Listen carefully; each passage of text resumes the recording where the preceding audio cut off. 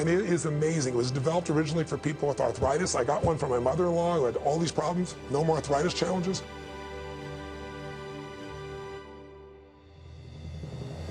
Tony, all you have to focus on in your life is find a way to add more value than anybody else does, and you'll never have to worry about anything. Be the person that does more for others, and life will just be anything you want out of it, really is what it is. And he also said the way to do that is every day work harder on yourself than anything else. Because if you become more intelligent, more valuable, more skilled, you can add more value to other people.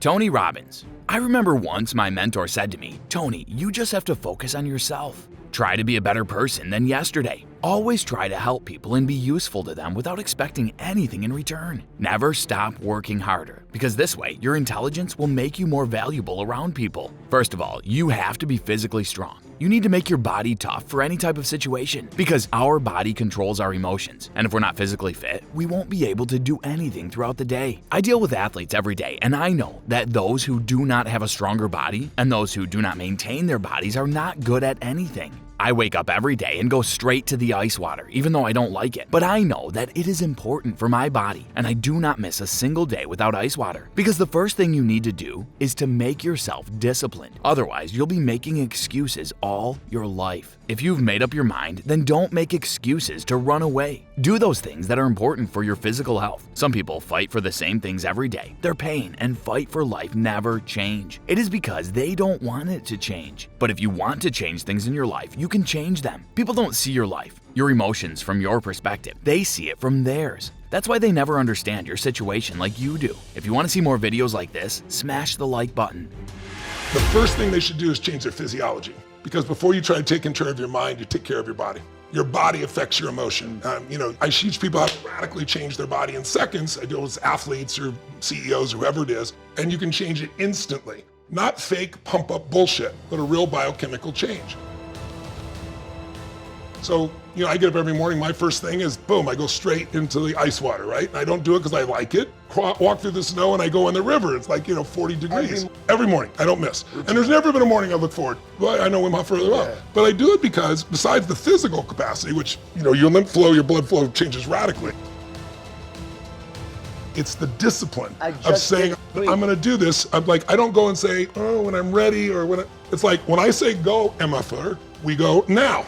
And then when you do that every day, then when tough shit happens, you just say, this is what we're doing, and your brain responds. So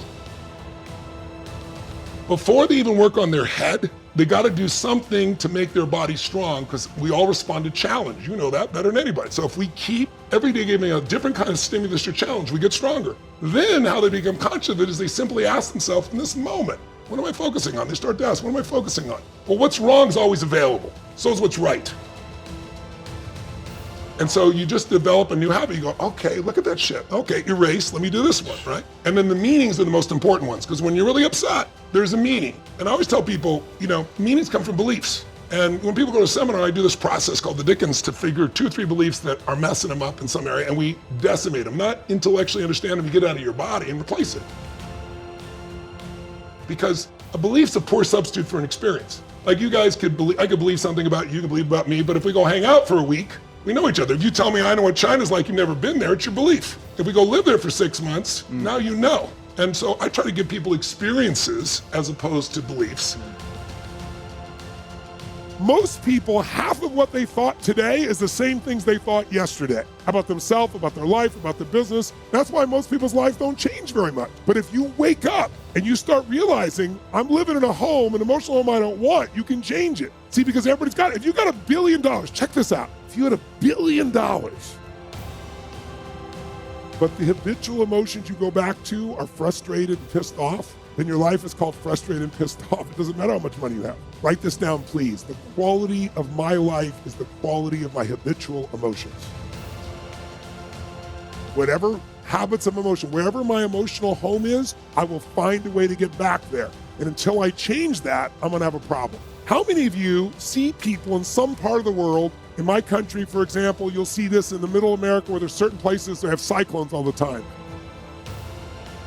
Or maybe down in New Orleans or places where every few years you get a huge storm that wipes out everybody right on the coast there. But then 2 years later, it happens again. They rebuild, it happens again. How many have ever thought to yourself, why don't these people move? And why don't they move, guys? Because it's what they're conditioned. They call that home. I don't want to leave my home. It's what I know.